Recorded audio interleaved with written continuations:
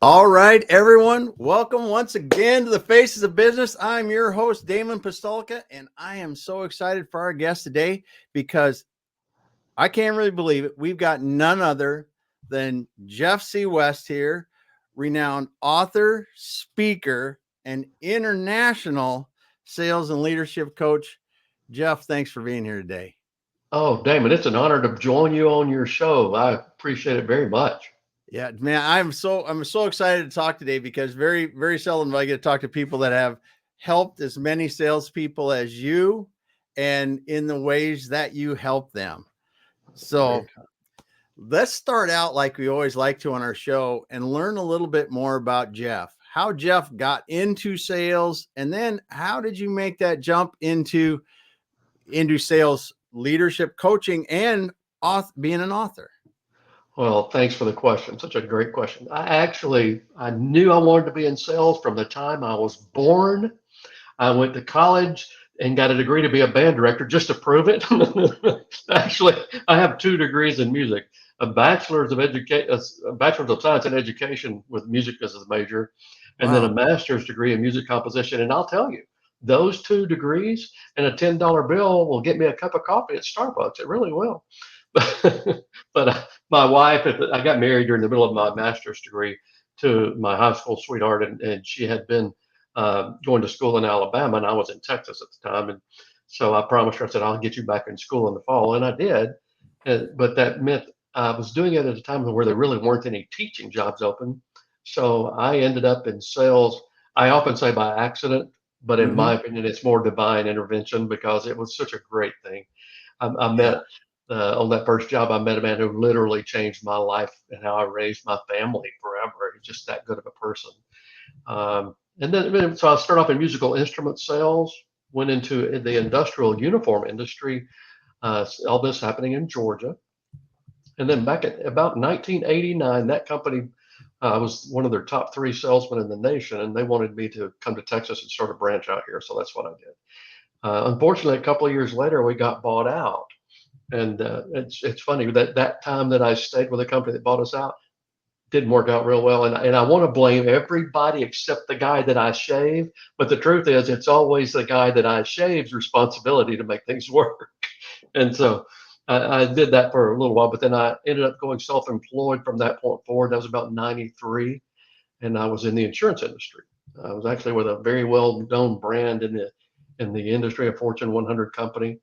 And I worked my way up through the ranks. And at the 10-year mark, I became a state sales manager in Texas and did that for the last 10 years that I worked in that industry. Mm-hmm. And I had decided that I really wanted to go ahead and retire from that. And writing has always been a passion. And I was happened to be really good friends at that point with a guy named Bob Berg. And I know you know him, and Yep. I'm sure most of your audience does. And he gave me such great encouragement about the book because I sent him a copy. He was kind enough to read it, even though the man's so busy he can't say yes to everybody. But he was very kind and such a good mentor to me, and we've just become like brothers over the years. And so we do a Nice. lot of things together now, even.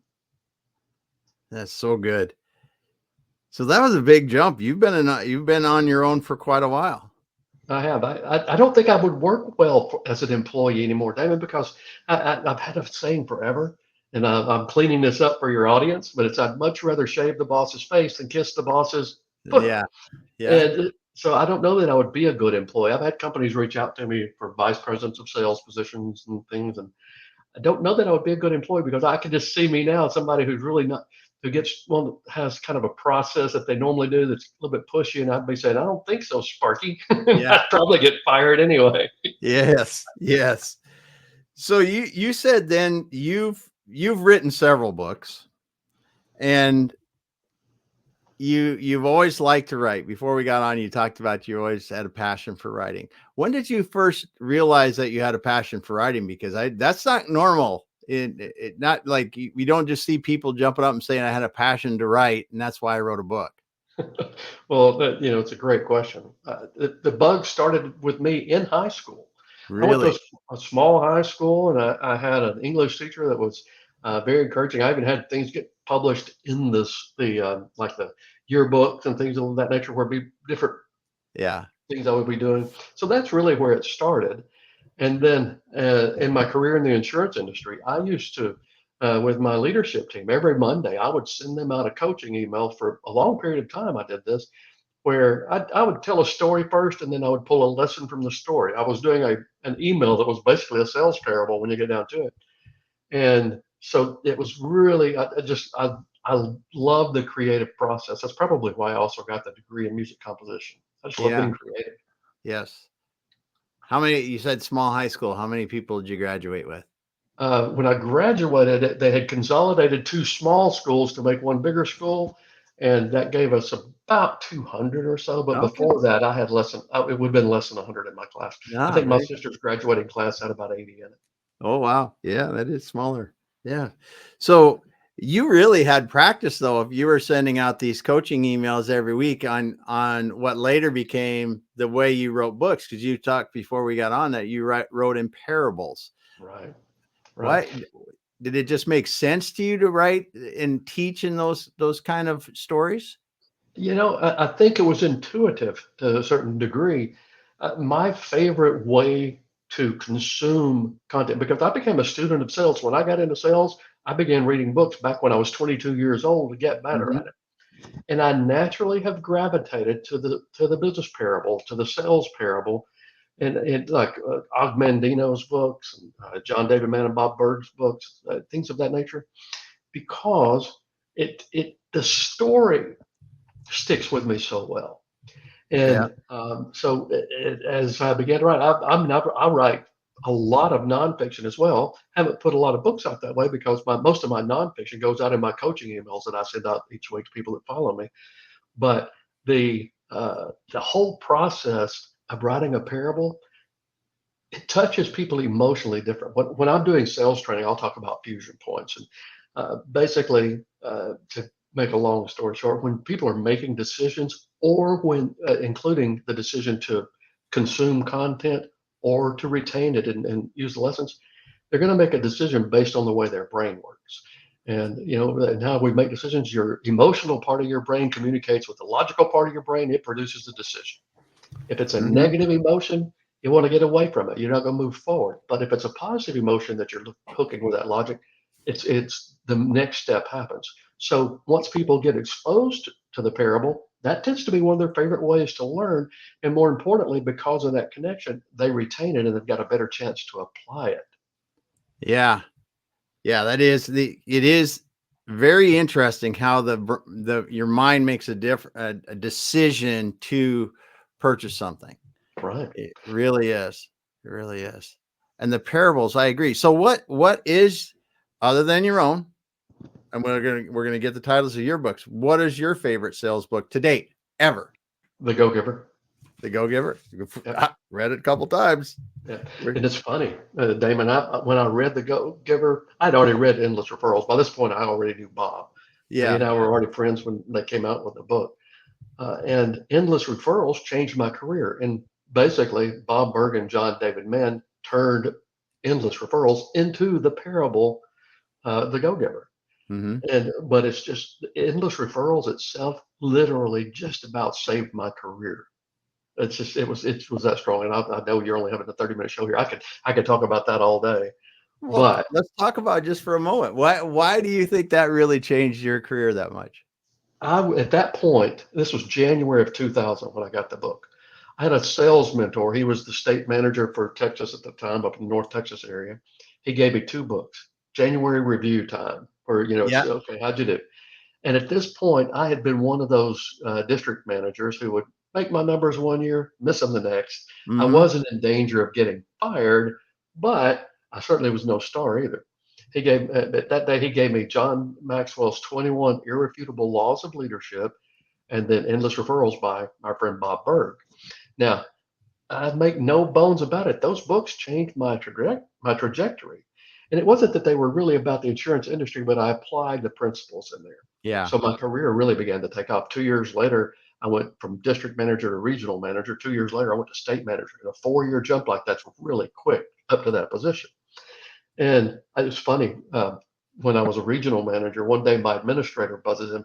I had been going to the training schools for every month when they would bring in new agents to that company. I would be one of the people who went in and talked to the school. And I would always talk about endless referrals all the time to everybody. Well, I got a phone call. This was probably 2003, maybe. And my administrator buzzed in and she says, "There's somebody on the phone for you named Bob Berg." And I thought, sure, I got a friend pulling my leg right now. I know what's going Yeah. on here. And Yeah. so I take the call and Bob says, "Hi, Jeff, this is Bob Berg." And I said, and I'm quoting, "Sure it is, fella." Bob said, "Excuse me?" I said, "Is this really Bob Berg?" He said, "Yeah, this is really Bob Berg." And so I told him Yeah. what I just told you. And he and I became friends that day. And it was amazing. But uh, it was one of those life's serendipitous moments. Well, yeah, because now, 20, 21 years later, 20 plus years later, you guys are doing a lot of business together, doing a lot of stuff together. We do. And we had gotten to where we talked back and forth about sales a lot anyway. And he actually had sent me an email. My second book had come out. It was a book called "Said the Lady with the Blue Hair" that I co-authored with Lisa Wilbur, who is Avon's fifth highest producer in all of history. Amazing lady. Anyway, Yeah. and Bob had sent me an email about some sales thing he was going to put on LinkedIn. He said, "What do you think about this?" And so I replied. But at the very last sentence of his email, he said, "By the way, save this. When you and I do our parable, this could come in handy." Now, we'd never discussed a parable at that Yeah. point. And so I emailed him back with what my comments about what he was going to do. And I said, "Oh, and by the way, if you're serious, yeah, we're doing this." Nice. Nice. Well, and it's interesting that he talked about a parable himself and you like to write the parables and how that worked out. Yeah, my favorite part is the fiction. My goal, Damon, when I get through, if a reader tells me that they couldn't put the book down, or if they tell me it moved them in some way, and Mm-hmm. when I get that feedback back, because people will email me and I encourage it. It's like the best feeling in the world. That's awesome. That's awesome. Well, and it's, as someone who I listen to Audible a lot, I walk the dog a lot and I listen to Audible, and there's such a difference between a parable and a business book or a leadership book or something like that. The parables are like you said, they really draw you in and you can feel the emotion in it and you can feel how things happen. Yeah, one of my favorite ways to consume this book. I'm one of these guys. If it's a book I really like and I want to get a lot out of, I'll often get it in every format. I'll get it Yeah. in Audible because when I'm in my vehicle, I'd rather be able to listen to a book. I won't listen to radio. Mm-hmm. Uh, if I'm if I'm on an airplane, I'd rather have it on my phone so I can read it on my phone so I'll get the ebook. But if I'm taking notes, I want it hand in hand. I want to have it in front of me so I can write it. And so, but I think my favorite form on Streetwise to Saleswise, though, that I did with Bob, I think it's the Audible because Bob and I do it. He did it in a studio in Florida. I did it in a studio in Texas, and then we made the magic happen after that. But Yeah. it sounds like you're sitting beside your mentor learning something, and I just love that. Yes. Yes. And that's so cool when you use multiple formats. I don't get the like Kindle kind of version on my phone, but I do the written version or the paper, whatever, for sure, and the Audible, because just like you said, you can listen to it, you can read it, and you get a whole different perspective reading it than you do listening. But together, you really get a more complete knowledge of it, I think.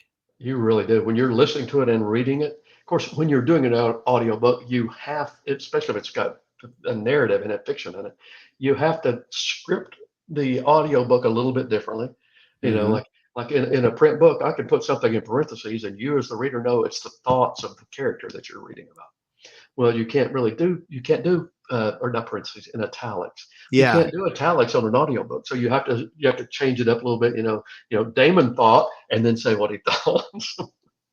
Yes, that's interesting. That's really interesting. Yeah, I never thought of it. The technical details in this are really something. Really Yeah. something. So as you've been helping people for a bit now with sales, and the title today is talking about helping salespeople beat the sales blues. So streetwise to sales wise, and what are you thinking that today's salespeople are running into that's their biggest challenge? 9 times out of 10, it's being able to have a sales conversation with the actual decision maker. It's whether they're getting stalled, if they're in face-to-face prospecting scenarios, and a lot of companies are, they're getting stalled at the gate. If they're doing it by phone, they're not getting through to the right person. So the biggest thing by far is that not getting to talk to the right person. And then on top, right after that, it's the objections they'll get. Objections don't have to be the bane of a salesperson's existence. They really don't. And there's some how streetwise to saleswise came to be. The subtitle, of course, has become objection proof and beat the sales blues. Bob had some material, some how-to material on the concept of becoming objection proof. It was absolutely fantastic material. It's the way every salesperson should handle any objection. And so that's what we turned into the parable. And in that process, what it does when you follow the steps correctly, not only do you really uncover the true objection that your prospect's having, your process of solving the issue builds a bond between you and that prospect that they actually feel closer to you once the two of you have solved it, because it's two people sitting side by side getting to the bottom of an issue to try to find a solution rather than a salesperson in a debate. Most traditional sales training when I started years ago, it talked about overcoming objections. Every company had basically training of their own about how to overcome objections. Yes. Well, the truth about that is people don't want to be overcome. It's like when I'm speaking now, I'll tell people, an objection is a lot like an opinion. And you need to look no further than the American political process to understand people don't want their opinions overcome. And so instead of trying to debate someone, go back and forth, what we teach is a process that you start from, step A, 1 through 6, basically is what it amounts to. But when you do that in the way we teach it, the prospect mentally relaxes and they give you permission to shift their frame a little bit. They'll see it in a different way based on the solution that you have to offer. And when you get through, they think a friend just helped them solve something rather than a salesman push something toward their way that they weren't really completely comfortable with.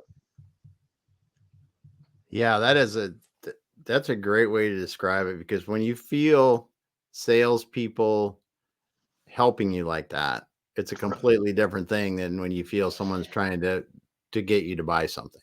Oh, absolutely. And when you think about it, in sales, we've really got a position that so closely resembles what I would think of as the old matchmaker's position. We find a person who has a need. They've got some issue they need to solve, whether it's business or it's in their personal life. They've got an issue that needs to be solved.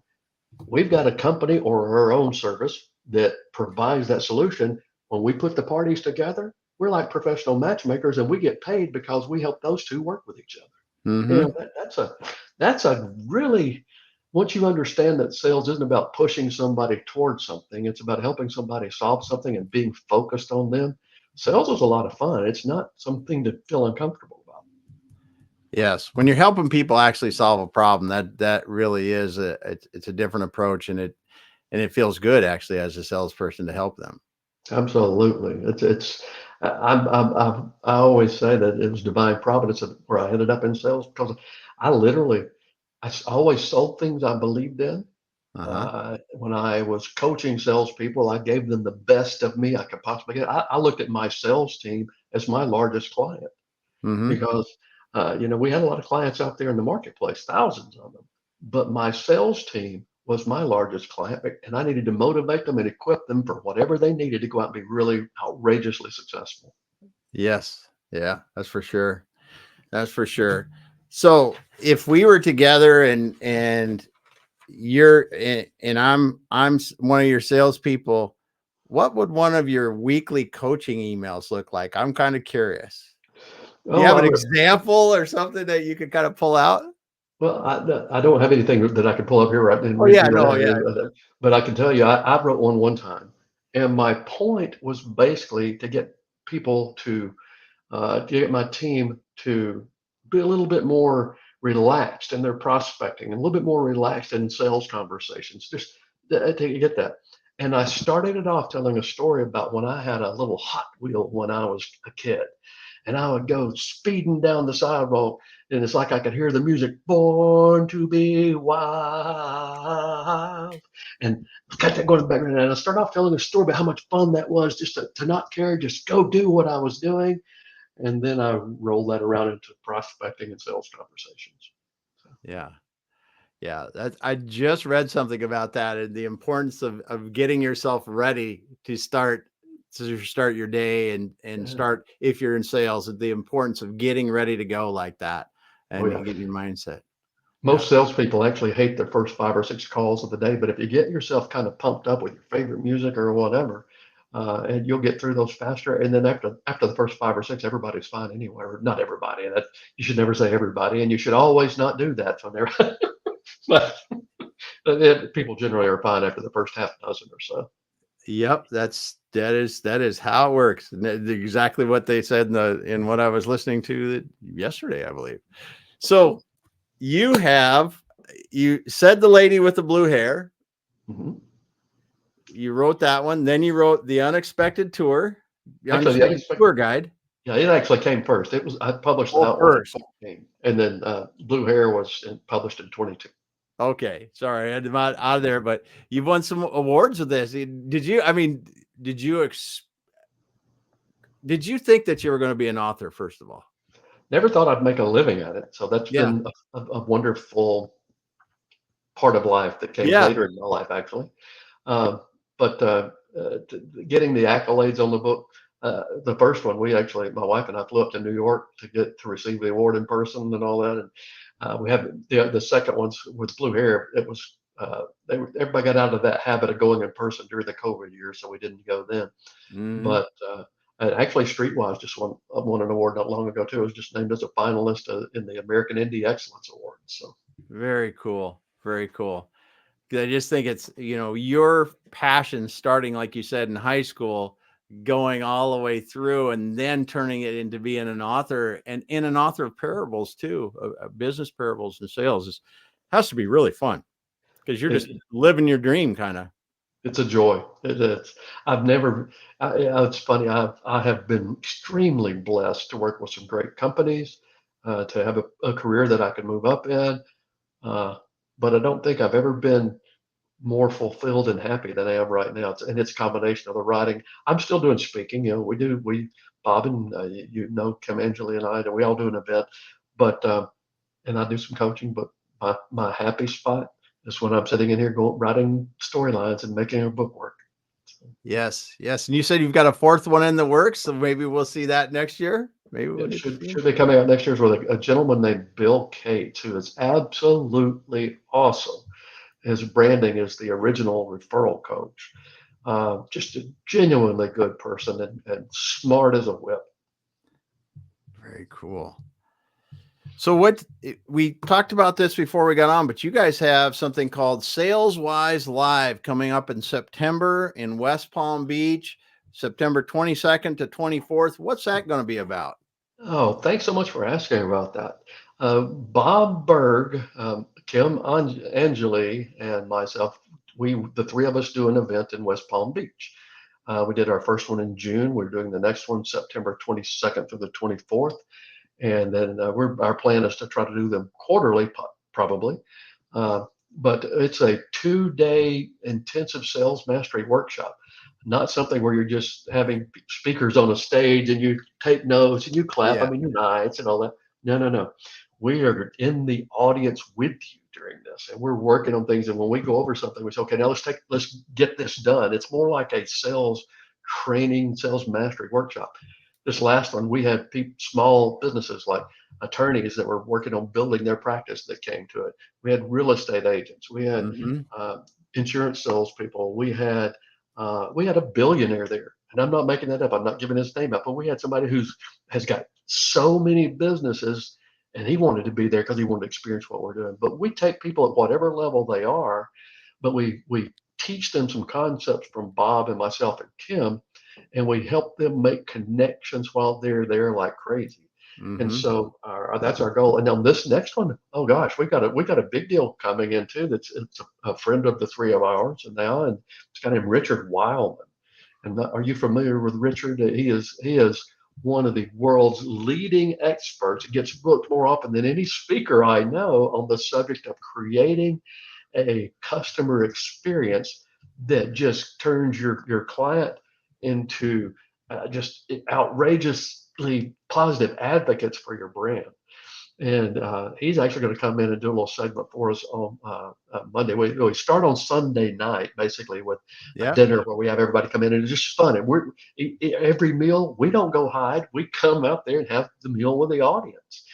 So we do that on Sunday night, and then Monday and Tuesday is the actual sales conference itself. It's people the people who have gone. Some of them are even coming back, which is Nice. awesome. 3 months later, from to come back to an event they just went to, we're enjoying that. It's wonderful. But we try to keep it kind of intimate. We're not gonna try to fill a coliseum with this. Yes. We limit it to somewhere. We'll probably have 50 or 60 people at this next one, but Yeah. we want it to be the kind of thing that we can dive in there with people and get that. Yes. Well, that's a good sized group too, with three people, and you can have a group. I'm sure that's a lot of fun too. It is, and West Palm Beach is amazing. This last one, our venue, we were up on the top floor of the hotel. That it can vary where we are as a rule, but we were on the top floor, and we're looking out the glass windows at what other kind of windows they would be, I don't know, but we're looking out the windows at the Intercoastal Waterway and Yeah. huge yachts in the Atlantic Ocean at Palm Beach out there in the distance. Oh, it's an experience. I used to always take my sales team on trips. And like I'd take the top 40 producers and their spouses on cruises and things, and I would do things like I'd take my management, the regional coordinators that reported directly to me when I was a state manager. Every year I'd take 20% of my bonus, and we'd go on a trip with that money. Mm-hmm. And so if we had a great year, it was a great trip. I took them to the British Virgin Islands, and we spent a week at the Bitter End Yacht Club. I mean, I did some Wow. good things for them. But taking your team to a place where you can go somewhere nice and you can build a bond at the same time you're learning something, it's the kind of thing that gives teams outrageous loyalty. Yes. Yes. So as you're talking to sales leaders today, I mean, we asked you about as a salesperson, it's Mhm. it's getting to the conversation with the decision maker. What do you think sales leaders are facing when they're looking at their teams, keeping them trained, motivated, and high performing? Sales leaders will always face the same challenge, depending on whether it's commission only or if it's salary with some perks on top. Especially in the commission only world, they face two problems. Number one, people are scared to come on board. Number two, the turnover can be high because there's no safety net. But if you can implement what we teach in Florida is a whole lot based off our Streetwise to Saleswise book. Mm-hmm. But my part of it is fusion points. I give people a peek under their own skull, basically under the hood, so they know how a brain works when it's making the decision to do business with you, or even say yes to the meeting. And so I equip them on that as far as prospecting and sales conversations and leadership. And then Bob and I together do the segment on becoming objection proof.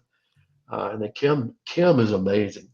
Kim does this segment where she teaches people how to, once you've got a client, how to never come off their radar. She says it's not Mm-hmm. your client's job to remember you, it's your job to become unforgettable. So Yes. those are the kind of things that we teach there. And that's what sales managers have to do with their team. When you're building a team, you got to equip them on what to do, but you've got to build the relationship with them and keep that in front of them as a carrot in making things happen. Because if you don't, if even if they can make money at it, if they're not happy, you're going to Mm-hmm. lose them anyway. And 20 years of my life, I led a volunteer army in the insurance industry, so I think you learn what works. Yes. So hope Yes. everybody, it's saleswiselive.com is that website. I hope everybody Oh, decides to bring their team there. Yeah, that's right. And then the website for that event is saleswiselive.com if anyone's interested. So, and that is again September 22nd to 24th in West Palm Beach. It's going to a small intimate group.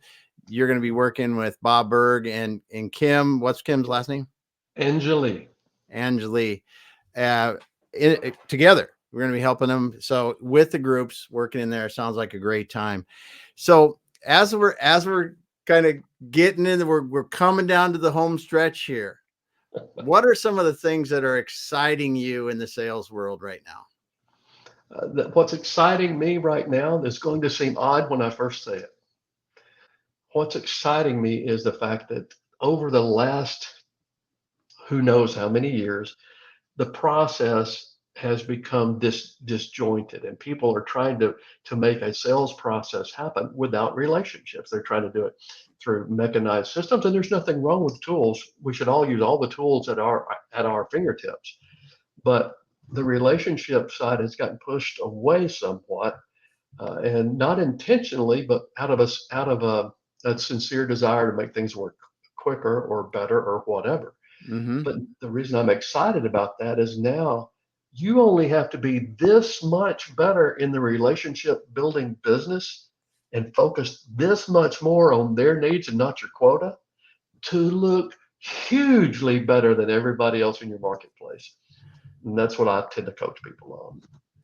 Yeah, because that is true. That is true. I mean, we see it every day. How many times you get pitched a day, how many times that you get called a day. Mm-hmm. Yeah, I think my phone, I saw, if I go back, I probably had at least 5, and Yep. 5 or 6, including texts and everything else. And oh man, it's crazy. And you're right. You only have to be a little bit better than everybody else to stand out. And if that There's bar goes down, it's better for us. exactly, and there's a term I love. It's called lagniappe, and it's a Cajun term, which matches my New Orleans book. So I mean, that's just, there. You may notice a pattern here. But lagniappe is basically, if you were to give it a real definition, it's probably giving or paying a little more than is expected or required of you. Back in the days of the general stores, when people would go in and they would buy a 5-pound bag of salt or flour or whatever, and the person would put it on the scale, put that amount in there, but then they'd take a little small scoop and they'd always give them a little extra. That's called a lagniappe. And I southernize everything. So I would say lagniappe is that little extra that makes everything more better. Yeah. And so, and it's the same thing with the relationship. All you have to do is be a little better. You make a few more calls. You get a little better at the process. You establish a relationship a little better, you become a superstar. Yes, that is very true. Very true. Well, I tell you, Jeff, it's been awesome talking with you today, man. I just really appreciate you stopping by, and I'm excited to see the next book come out. I'm in the middle of your latest book, Sales Wise, or Streetwise to Sales Wise, becoming objection proof and beating the sales blues. I can't even read. I'm getting tongue tied here, man. But it's so good to get to talk to you because just your aura, your experience, and the ability to really help these salespeople go to the next level, I think is super cool, man. Well, thank you so much for saying that, and thank you so much for having me on. Likewise, I've enjoyed our time. All right. Well, if you got in on this late, get back to the beginning and listen to Jeff from the beginning. We appreciate you listening to us, stopping by and listening to us every week. And we will be back again next week. But before we leave, I want to make sure that we say it one more time. If you are interested in talking to Jeff, you go to jeffcwest.com, correct? Correct. And if you're interested in the Sales Wise Live event they've got coming up in September or one of the future events, go to saleswiselive.com and check them out. So thanks, everyone. We'll be back again with another episode next week.